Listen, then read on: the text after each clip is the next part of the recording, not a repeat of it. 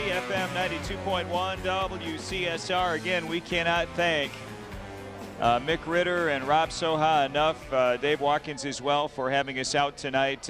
Fun crowd, enjoyable conversation with all the Charger folks, and I thought Jenna did a great job talking to Scott Lannis. And we have another kid here tonight who is going to graduate as a Hillsdale Hornet, and MP, 0-2 start to the season. The Hornets have overcome that before, and even a deeper hole to still make a run. And I know you guys are totally thinking about Brooklyn Columbia Central this week, and you've put the past behind you. Yeah, for sure. We've had a couple tough games, injuries and whatnot, but we're not going to use that as an excuse, and we're going to come out this week and we're going to play the hard as we can and hopefully get that first win. The Broad Street Downtown Market tonight has a big surf and turf special. You get a ribeye and grilled shrimp served with a side salad and your choice of potato for $13.99. I just talked to my buddy Bill. He is actually enjoying a burrito right now, and his wife got the meatloaf special. Meatloaf served with mashed potatoes and gravy for $4.99. A lot of appetizer type stuff as well. Over here I'm seeing, what did your dad get? You get the steak? Yeah, steak and shrimp. He did the surf and turf. There's a little brat for me afterwards. And then you've got a brat waiting for you. This has to be a short segment, Bob, because trying to stand between MP and food is not a healthy place to be. Also, the bratwurst, that's a $4.99 special, served with fries as well. So Broad Street Downtown Market, great food, great folks. It's a really great downtown market, and we cannot thank them enough for having us down here tonight. Okay, guys, let's talk about this Detroit Tiger baseball team. We'll actually talk Lions first, okay? Yeah. Let's talk Lions, and then we'll finish with the Tigers before we meet the network, and we wrap it up here in a few minutes. So it was weird. The Lions had a running game, Rick. Yeah, and like I was telling you about an hour ago, this is why we were so excited the day that they signed Reggie Bush. It was the same day, in mid-March, it was on a Wednesday, that the Tigers let Brennan Bosch go. And he's probably the best, no, not probably, he is. He's the best all-purpose back the Lions have had since Billy Sims. Don't take nothing away from Barry. He was a great runner. Receiving was not one of his strong points. But, Bush people around here kind of lost track of him. He kind of got lost the last couple of years down in Miami, and nobody really heard too much about him. They thought maybe he was washed up. Anybody that was thinking that, if they'd seen the 78-yard scoring play in the screen pass, he hasn't lost a step speed-wise, and I mean, you think about it, and that's what a former Heisman winner should look like. Yeah. He split the safeties, and you saw that speed, and he just brings another dimension to the offense where if Calvin's not open, you can just dump it down and let Reggie work. So I thought that was most impressive. Well, we haven't seen anything that resembled that since Javid Best went down with concussion. That was why they drafted Javid Best at the end of the first round out of Cal, to be that kind of home run hitter, the guy that could take a ball and take it 70, 80 yards. Yep. They have had no home run hitters other than Calvin Johnson, but in the running game, they've had no home run hitters the last 2.5 seasons. He brings that component to the game. For sure, and I also think Joik Bell is a nice asset also for him, just for that. I mean, maybe Reggie can't go, he got hurt a couple plays, and I think Joik can do a pretty good job with that tempo back. I want to give the Lions a little bit of credit. We're critical of them a lot, but the fact that you are deactivating Mikel Leshoure, who was a second-round pick. Now, they've got to own that draft choice. The Lions, Martin Mayhew, Jim Schwartz, they chose Mikel Leshoure in the second round. That's on them. And to sort of admit that maybe they got that wrong, but that they found another guy that's better and activate Joik Bell and play him like they did, it was exactly the right thing to do. And you saw with Joik's performance, I think he can be a really nice complementary piece going forward for the Lions. For sure, and it just brings another threat to that offense, which I thought Nate Burleson played well as well. And I think that was another big, important key in that game, along with stopping AP, especially after that first big run. Yeah, I think, what do you have, just 17 yards after that initial run, so they bundled him up pretty good. Yeah, I'm sure the fantasy players will be happy he scored 3 touchdowns, but all in all, I'd say it was a pretty good. They kept hitting the reset button. You're watching this game, you figure what in the world is going to happen next. Would they have 3 touchdowns called back on it was impressive, Yeah. Yeah. We're broadcasting live from the Broad Street Downtown Market. Stop by, have some dinner. They've got some great specials, the surf and turf, the brat special. They've got the meatloaf tonight as well.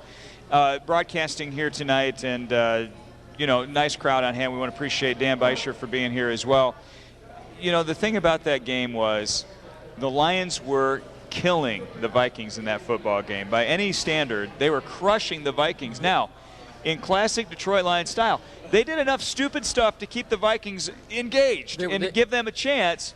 But at the end of the day, they were so dominant, they actually won that game going away. And they were moving the ball up and down the field at will in the first half. And I'm glad Brian Billick and his partner, Mr. Brenneman, pointed out before the second half started how lucky the Vikings were to still be leading yet. Yeah. And I wish we could get these guys every week. That's a lot better than having Rod Pitts and whoever else he's got with him on his team. Who is a guy who I've been critical of, but I got to give some propers to tonight. Matt Stafford played a pretty darn good football game. I thought the offensive line surprisingly played pretty well. Usually the big defensive end there is hanging all over Stafford when we play the Vikings. Riley Reif did a solid job at left tackle. The one sack that he did have was on a broken play where that wasn't going anywhere anyway.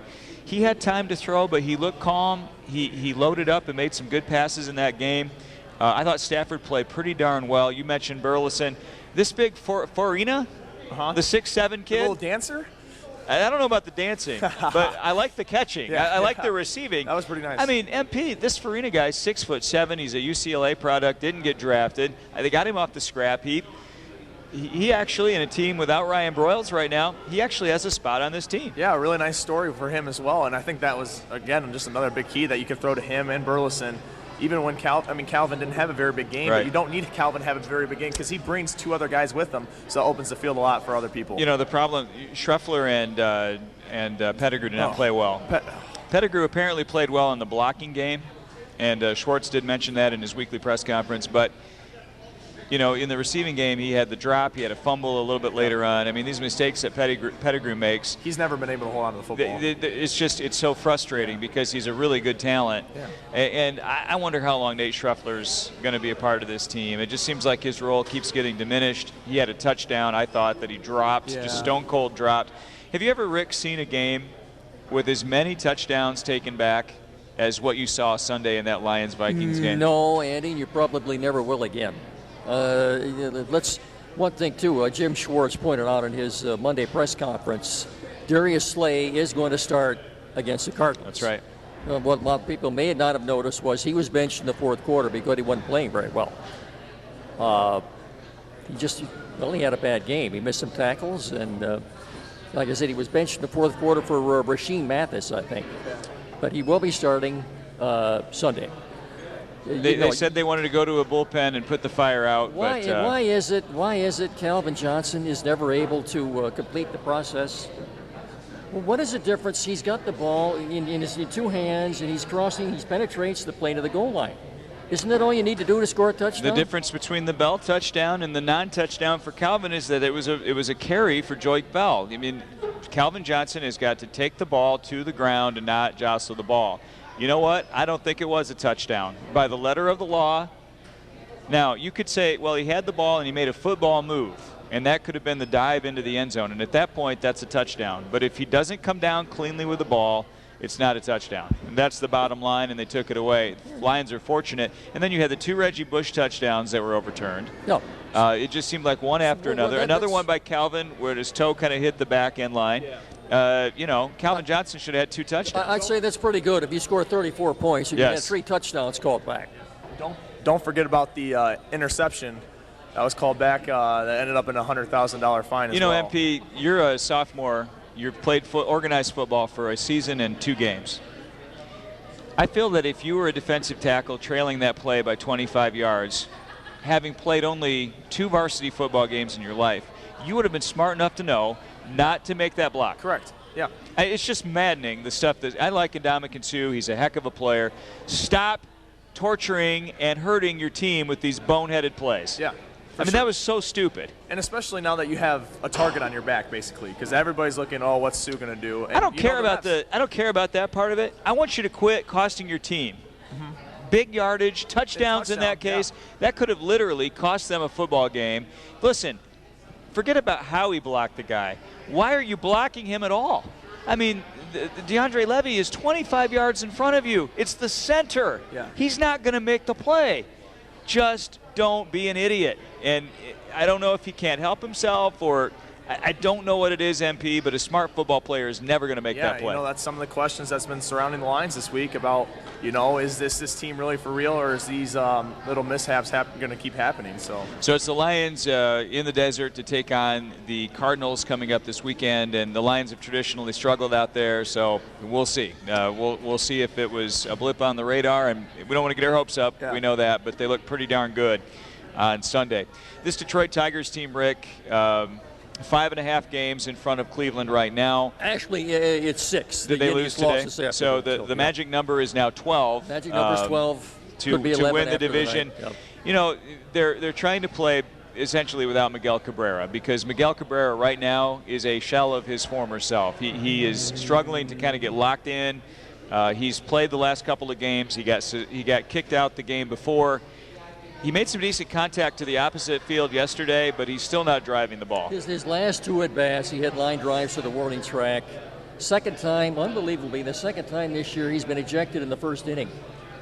Well, I was telling MP, it seems like the umpires have a very short leash with the Tigers. Yeah. For whatever reason. They'll never admit they have a vendetta or anything, but...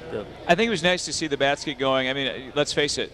Real talk, Alex Avila kind of saved their bacon the last couple of games, and he's actually hitting over 300 since the All-Star break. Omar Infante is almost ready to qualify in the batting average race, and he's like 4th right now when he qualifies in the American League. It would be a shame if he doesn't get enough ABs to qualify, really would. Is all of this abdominal stuff going to cost Miguel Cabrera an MVP award? Boy, you can't answer that right now because I think a lot of that is based on the success of the team. Can you give it to Mike Trout, despite the fact that his team was a total disaster this year? Will this downtime cost him a batting title? Where's Mike Trout running his heels right now, isn't he? Yeah, I don't know. It's 350 right now for Cabrera, 349.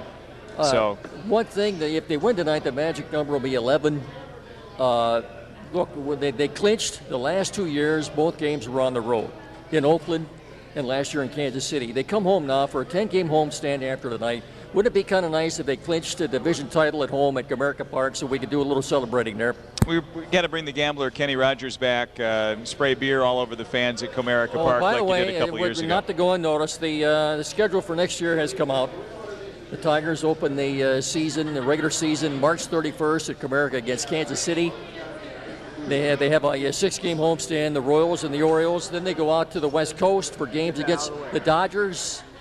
Early games against the Dodgers and the Padres. Hey, they're at home a lot in April. A lot of home games next April. March 31st, so bring your parka to Comerica Park if you're going to the game. Well, I suppose if you can open the season in Minnesota, you can open March 31st. MP, the performance that Rick Porcello gave last night, a complete game, obviously, and these last 4 innings, I mean, he was 4, 5, 6 pitch innings, the last 4 innings. I mean, he looked really locked in, and I think that's nice going forward. Oh, yeah, for sure. I mean, especially him, on your depth chart is your 5th best starter. That makes you feel kind of comfortable if somebody happens to go down out of your 4 big starters, and then you can throw Rick Porcello in there. That's pretty good, and he proved it last night that he's a quality starter. Bob Flynn back at our WCSR studio kicking the theme in, and before we step aside, Johnny Peralta is back working out with the team. It remains to be seen if he's going to actually be activated or not, but he's getting in shape, taking some practice in left field right now for the Tigers. Yeah, I mean, whatever gets his bat in the lineup, I guess. I don't know, Iglesias is going to be the shortstop for sure, but you never know. Maybe he can do it, so. Your pick to click tonight, Mr. Rick. Pick to click. I'm going to go with a hot man, Infante, Omar Infante. Omar Infante is your pick to click. What do you think, MP? I'm going Alex Avila. Alex Avila, the hot hand, A-squared. Yeah. Pick to click tonight. I'm going to go with Cabrera, even though he's been a little bit slow. I want to thank Mick Ritter. I want to thank Rob Soha, Dave Watkins, and the entire staff from the beautiful Broad Street downtown market. There's specials going on tonight, continuing the surf and turf with the steak and the shrimp for $13.99. They've got the meatloaf special. MP's about to get up close and personal with a brat and French fries. I want to thank everybody here from the Broad Street Market so much for having us, and also our tremendous sponsors, Coach B's Driving School. Their schedule is online at CoachB'sDrivingSchool.com. You can call them at 425-2614. Take it from Martin Peterson. Coach B's is the best driver's education school in town, along with Randy's Auto Body, all of our friends over at the Hillsdale Travel Center, and, of course, the Jack Smith Agency. Thank you so much again to the Hillsdale College Chargers for coming down today for the program. Have a great night. We'll talk to you next Wednesday on The Time Out Show.